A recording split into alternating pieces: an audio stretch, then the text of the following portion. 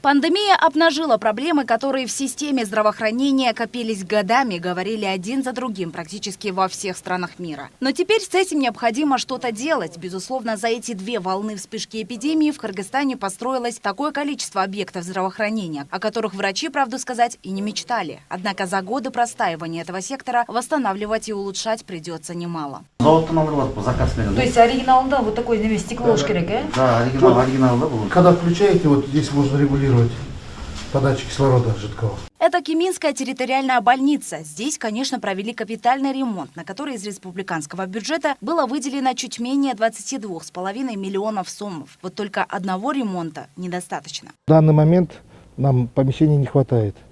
И в связи вот с этим ковидной ситуацией мы, чтобы больницы раньше не закрывали, и хотим там отремонтировать, капитальный ремонт. Рядом у нас находится инфекционное отделение. В 2017 году по проекту АРИС, 2017 года у нас проект идет. 3 года мы документацию готовили, и вот в октябре месяце начался ремонт инфекционного отделения на 10 коек на сумму 17 миллионов 800 тысяч. Почти 18 миллионов. Как раз эти проблемы и вопросы должны быть выслушаны правительством. Накануне вице-премьер-министр Эльвира Сурабалдиева начала свою рабочую поездку по Чуйской области. Она признала, что долгие годы система здравоохранения оставалась без поддержки власти. Какие основные проблемы? Вот первое, что поставили главные врачи, медики здесь, это в первую очередь вопрос оборудования в самой больнице и вопрос социального жилья для наших медиков, врачей.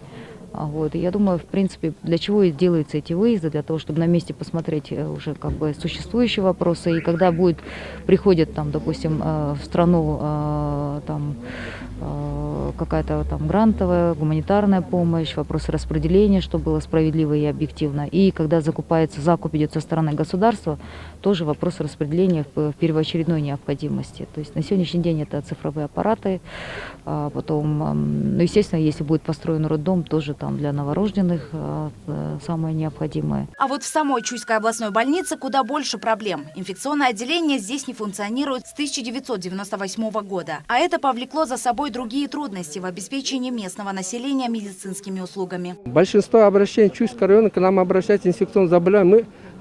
Мы вынуждены были из-за отсутствия инфекционного отделения отправлять в город Такмак, город Бишкек. И со стороны, кроме этого, у нас есть лифт. Грузовой лифт 72-го постройки, но 87-го года она не работает. Поэтому нам очень тяжело, когда поступают больные тяжелые, дорожно-транспортным происшествием, приходится нам поднимать 3-й этаж, потому что у нас в 3-м этаже находится хирургическое отделение своим сотрудникам. Это уже республиканская детская психиатрическая больница в селе Ивановка из Сокотинского района. Здесь лечатся 8 детей, работают 4 врачей. Что меня, конечно, расстроило, когда ты заходишь в помещение, во-первых, сама атмосфера, как в тюремном заключении, и всего 8 деток. До пандемии было 20 детей, но даже если на 20 детей в здании в несколько тысяч квадратных метров, территория в несколько тысяч, в несколько гектар, то есть огромная территория, и когда эти дети практически не выходят, оказывается, наружу, потому что большое пространство, большие территории, прежде чем выйти во двор, им надо преодолеть большую часть территории этого всего здания. Нянечки, то есть воспитательницы здесь сами жалуются, что говорят, слишком большое помещение для нас. Конечно, нам было бы комфортнее, если всего 8 детей, более комфортных, более таких, может быть, пусть поменьше, но более таких лучших условиях, конечно, хотелось бы им содержать детей, помогать детям.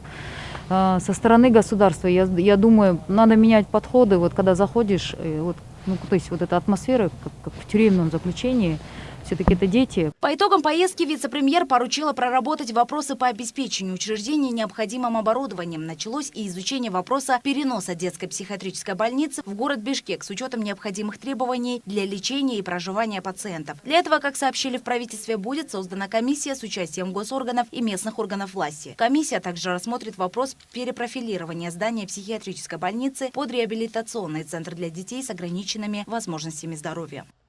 Айза Дурумбаева, Джантай Макьянов, Пирамида, Чуйская область.